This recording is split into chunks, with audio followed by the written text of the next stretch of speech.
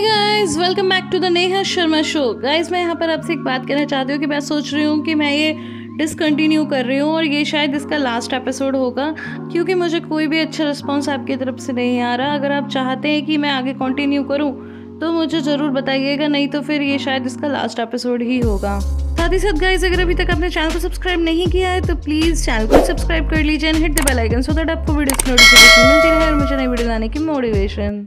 Episode की शुरुआत में हम देखते हैं कि गफूर सानिया से कहता है कि जाओ जाकर बता दो उसे कि तुम्हें उसकी कितनी परवाह है।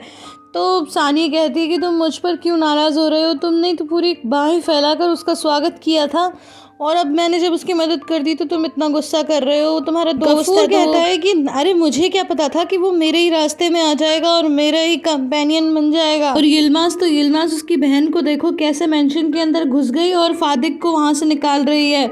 अब धीरे धीरे हम सबकी बारी आएगी। लेकिन सानिया कहती है कि ऐसा कुछ भी नहीं होने वाला, वो कोई जगह नहीं लेने वाली। तो फादिक बोलती है कि नहीं नहीं, गफूर आगा बिल्कुल सही कह रहे हैं, आपको देखना चाहिए कि कैसे उसने मालकिन की नज़रों में अपनी जगह बना ली। और ये जुलेहा बहुत ही चालाक है, आखिर है तो इस्तांबुल की लड़की ना, उसे कई पैतरे आते हैं और कई तरह की चाल चलनी आती है। देख लेना 3 दिन के अंदर अंदर वो हम सब की जगह छीन लेगी। तो सानी कहती है कि तुम आग में घी डालने का काम मत करो, पहले ही मेरा दिमाग बहुत खराब है। और तभी वहाँ पर बुलेटिन आ जाती है और कहती है कि पता है, खुश होते हुए कहती है कि जुलेहा को भी मेंशन में काम मिल गया। लेकिन सभी का मुंह बना होता है तो ये देखकर वो सीरियस हो जाती है। गफूर कहता है कि तुम दोनों नंद भाभी बिल्कुल एक जैसी हो, एक जैसी ही हरकतें हैं तुम्हारी, और कहकर वहां से चला जाता है। इसके बाद सानी बुलेटिन से कहती है कि ये क्या तुम बेकार की बातें कर रही हो। तो कहती है कि मैं तो बस यही कह रही हूँ कि जुलेहा को मेंशन में काम मिल गया है, इसमें क्या प्रॉब्लम है। तो तभी फादिक कहती है और इससे ज़्यादा तुम क्या चाहती हो, उसे टेबल का इंचार्ज बना दिया गया है। जल्दी वो दिन आएगा कि जब मुझे फादिक फादिक कहकर ये लोग बुलाएंगे भी नहीं। अब हमें नेक्स्ट डे मॉर्निंग का सीन दिखाया जाता है, जहाँ पर हम देखते हैं कि जुलेहा दैमिर की दादी को ब्रेकफास्ट करा रही होती है कि तभी वहाँ पर दैमिर आ जाता है। तो उसकी दादी कहती है कि तुम्हारी दुल्हन तो बहुत अच्छी है, मेरा बहुत अच्छे से ख्याल रखती है। ये सुनकर जुलेहा थोड़ी चौंक जाती है। तो दैमिर कहता है कि तुम बस अपना काम करती रहो, इनकी बातों पर ज़्यादा ध्यान मत दो, और वैसे तुम्हें यहाँ कोई प्रॉब्लम तो नहीं है ना। तो वो कहती है कि नहीं नहीं, मुझे यहाँ कोई परेशानी नहीं है, आपका बहुत बहुत धन्यवाद कि आपने मुझे यहाँ काम दिया। लेकिन तभी हम देखते हैं कि दैमिर की मॉम पीछे से ये सब सुन रही होती हैं और उनके दिमाग में कुछ चल रहा होता है। नेक्स्ट सीन में हम दैमिर को काम करते हुए देखते हैं और तभी गफूर कहता है कि तुम ठीक से काम करो, आज सुबह से तुमने कोई ढंग का काम नहीं किया, अगर तुमसे नहीं हो रहा तो तुम छोड़कर चले जाओ। सीन में हम देखते हैं कि जुलेहा मिसेस शर्मीन और मिस हुंकार को चाय सर्व करती है और कहती है कि क्या और भी कोई ऑर्डर है आप लोगों का। मिस हुंकार कहती है कि नहीं नहीं बेटा, अभी के लिए इतना बहुत है और अब तुम जाओ। उसके जाने के बाद मिसेस शर्मीन कहती है कि भाभी आपने ये अच्छा किया, आपने एक अच्छी लेडी रख ली जो कि बहुत ही अच्छी चाय बनाती है, वरना आपको बार बार फादिक को पानी के लिए कहना पड़ता है। बस अब आप मेंशन का अच्छे से ख्याल रखना। तो कहती क्या मतलब, मैं क्या अच्छे से ख्याल नहीं रखती। तो कहती नहीं नहीं, मैंने तो बस वैसे ही कहने के लिए कहा था। तो कहती है ऐसी बातें मत किया करो जब तुम्हें पता है कि मुझे ऐसी बातें पसंद नहीं हैं, और वैसे भी एक इंसान को पता होना चाहिए कि उसे कहाँ पर क्या बोलना है। तो कहती है कि हाँ आप सही कह रही हो, आई एम सॉरी। इसके बाद हुंकार कहती है कि सेबस्टियन आजकल क्या कर रहा है। तो वो कहती है सच बताऊं तो ये तो कुछ भी नहीं कर रहे हैं आजकल, और क्योंकि अब नया क्लिनिक खुल गया है और उसमें कम पैसे लगते हैं तो ज़्यादातर लोग वहीं पर जाते हैं, तो ये खाली बैठे रहते हैं। तो फिर मिस हुंकार कहती हैं कि ठीक है, अगर वो खाली है तो एक काम करो, मैं चाहती हूँ कि जो बच्चे हैं उनका वैक्सीनेशन हो जाए, तो क्यों ना वो उन सब बच्चों का वैक्सीनेट कर दे जो हमारे यहाँ काम कर रहे हैं लोग, और उससे बात करके देखो अगर वो ऐसा कर दे तो मिसेस शर्मीन कहती है कि भाभी आप ये कैसी बातें कर रही हो, आप इतनी ज़्यादा चैरिटी करती हो तो क्या इतना छोटा सा काम भी ये नहीं कर सकते, ये कर देंगे। तो मिस हुंकार उसे थैंक यू बोलती है और उसके बाद वो वहाँ से उठकर जाने लगती है और अपने आप में बड़बड़ाती है, हाँ सेबस्टियन तो बिल्कुल खाली बैठा है, अब जाकर के इसके वैक्सीन और लगाएगा बच्चों के। इसके बाद जुलेहा किचन में आकर काम करने लगती है, लेकिन सानिया उसे कोई काम करने ही नहीं देती और कहती है कि तुमसे किसने कहा तुम ये सब काम करो।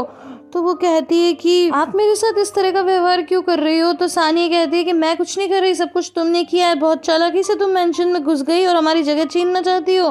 तो जुलेहा कहती है कि आप ये कैसी बातें कर रही हो, मैं थोड़ी काम करना चाहती थी, वो तो मालकिन ने मुझे यहाँ काम करने के लिए कहा। तो कहती है कि हाँ मालकिन ने तुम्हें कहा, हम तो जैसे कुछ समझते ही नहीं है, अब चुपचाप जाके वहाँ पे बैठ जाओ। तो फिर वो बेचारी एक जगह पे जाके बैठ जाती है और उसे कोई भी काम करने ही नहीं दिया जाता।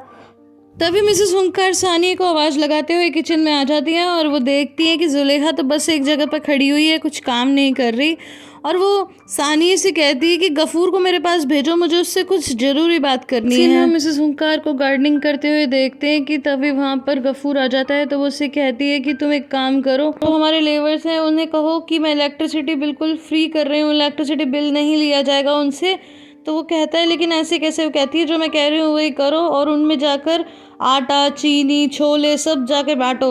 और इसी बीच जुलेहा वहाँ पर चाय लेकर आती है तो वो ये सारी बातें सुन लेती है।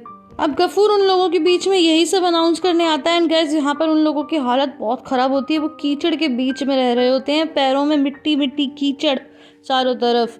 और वो कहता है कि मैं तुम लोगों के लिए आटा चीनी बांटने आया हूँ क्योंकि हमारी मालकिन ने ऐसा करने के लिए कहा है। हालांकि उन्होंने तो नहीं कहा पर मैं फिर भी तुम्हें छोले भी बांटूंगा किसी किसी को, सब लोग लाइन में लग जाओ। और इसी बीच यिल्माज भी निकल के आता है और वो ये सारी बातें सुन रहा होता है। तो फिर कहता है कि लाइन में लगो तभी मैं दूंगा, और सबको थोड़ा थोड़ा देता है। तभी यिल्माज एक आदमी को आवाज़ लगाता है और कहता है कि क्या इसने तुम्हें बताया कि इलेक्ट्रिसिटी भी फ्री है? तो कहता है कि नहीं नहीं, क्या तुम कोई सपना देख रहे हो? अगर ऐसा हुआ तो मैं तुम्हारा बहुत धन्यवाद करूँगा। एंड गाइस वहाँ पर सभी की हालत बहुत ही ख़राब होती है। सब बुरी तरह से लाइन में लगे होते हैं और कीचड़ ही कीचड़ होता है चारों तरफ। और ये सब यिल्माज बड़े ध्यान से देखता रहता है। अब नेक्स्ट सीन में हम देखते हैं कि एक आदमी दैमिर का हेलीकॉप्टर ठीक करने की कोशिश करता है, लेकिन वो कहता है कि मुझे समझ में नहीं आ रहा कि ये आवाज़ कैसी आ रही है। और ये सारी बातें सुनकर यिल्माज वहाँ आ जाता है और दैमिर से कहता है कि मैं गफूर का दोस्त यिल्माज हूँ। तो दैमिर कहता है कि हाँ हाँ मुझे पता है। तो यिल्माज उससे हाथ मिलाता है और कहता है कि क्या हुआ इस हेलीकॉप्टर को? तो दैमिर कहता है कि तुम्हें इसकी नॉलेज है? तो कहता है हाँ, मिलिट्री में मैं भी इसी लाइन में था। तो फिर वो बोलता है कि तुम एक बार सुनकर देखो, शायद तुम्हें पता चले कि ये आवाज़ क्यों आ रही है। तो कहता है मेरे को इसकी नॉलेज कम है, मैं तो ऑटोमोबाइल वाली लाइन में था। तो फिर कहता है नहीं नहीं तुम सुनो, शायद तुम बता पाओ। तो आवाज़ सुनकर सोल्यूशन बता देता है और वाकई हेलीकॉप्टर ठीक हो जाता है। तो वो लोग कहते हैं कि तुम्हें इसकी नॉलेज है, इसका मतलब? तो कहते हैं नहीं नहीं, बस मैंने एक बार देखा था करते हुए तो वही याद रह गया मेरे दिमाग में। आमिर कहता है क्या तुम कभी हेलीकॉप्टर में यात्रा करना चाहोगे?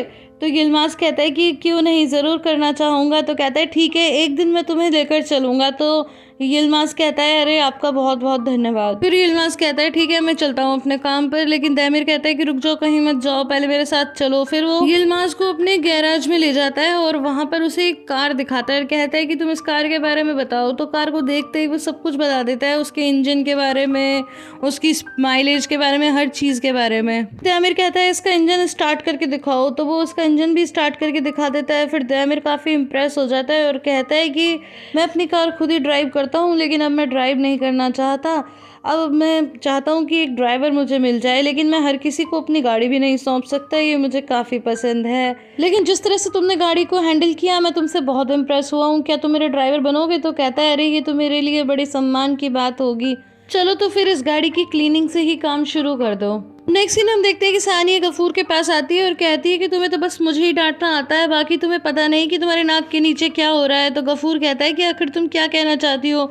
तो कहती है कि मैं क्या कहना चाहती हूँ ये जानना चाहती हूँ, जाओ गैराज में जाके देखो क्या हो रहा है तुम्हारी नाक के नीचे।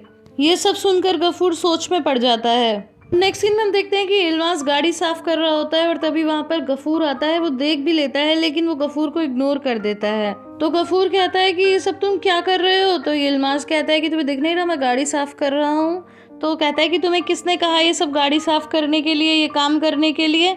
मैंने तुम्हें यहाँ पर काम दिलाया कि तुम खेती में काम कर सको और तुम हर जगह फैल रहे हो। यिल्माज कहता है कि तुमने तो मेरी कोई भी मदद नहीं की।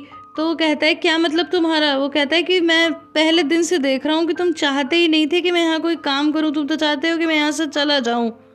वो तो मालकिन ने कहा इसीलिए तुम्हें काम पर मुझे रखना ही पड़ा। पहले मुझे समझ में नहीं आया कि तुम ऐसा क्यों कर रहे हो, लेकिन बाद में मुझे समझ में आ गया। तो ये सुनकर गफूर कहता है कि क्या समझ में आ गया तुम्हें? तो कहता है यही कि तुम मुझसे डरते हो। तो गफूर बोलता है मैं तुमसे डरूंगा? तुमसे? तुम मेरी बात ध्यान से सुनो, अपनी बहन को लो और दफा हो जाओ यहाँ से। तो यिल्माज कहता है कि मैं कहीं भी नहीं जाने वाला, अगर तुम्हें परेशानी हो रही है तो मिस्टर दैमिर वहाँ पर हैं, उनसे जाकर कह दो। तो गफूर कहता है कि मैं जो कहूंगा ना तो तुम परेशान हो जाओगे, मैं इतना ज़्यादा उन्हें पोक करूंगा कि वो तुम्हें यहाँ से निकाल दे, समझ गए। तो फिर मैं आपको यहाँ ये भी बता दूं कि गफूर बीच बीच में बहुत ही अब्यूसिव वर्ड्स यूज कर रहा था यिल्माज के लिए। यिल्माज कहता है कि सोचो अगर मैंने जाकर मिस्टर दैमिर को ये बता दिया कि कैसे तुमने थोड़ा थोड़ा सामान बांट कर सारा सामान अपने पास रख लिया है और हर घर से तुमने इलेक्ट्रिसिटी बिल के नाम पर 1 लीराज लिए हैं, अब वो वहां जाकर पूछेंगे तो लोग तो उन्हें सब कुछ बता देंगे, इसके बाद तुम्हारा क्या होगा वो तुम सोचो। लेकिन देखो मुझे तुम्हारे मामलों से कोई लेना देना नहीं है, मैं बटलर नहीं हूँ, मैं तो एक मैकेनिक हूँ। तो अच्छा यही होगा कि तुम अपनी रोजी रोटी कमाओ और मैं अपनी रोजी रोटी कमाऊँ। ये सुनकर गफूर गुस्से से वहां से चला जाता है। तो गाइस इसी के साथ ये एपिसोड यहाँ पे खत्म हो जाता है। और गाइस आई होप आपको ये वीडियो पसंद आई होगी। अगर पसंद आई तो इसे लाइक शेयर और कमेंट करना बिल्कुल भी ना भूलें। फिर मिलती है अगली वीडियो में, तब तक के लिए अपना बहुत सा ख्याल रखिएगा। Bye bye and take care.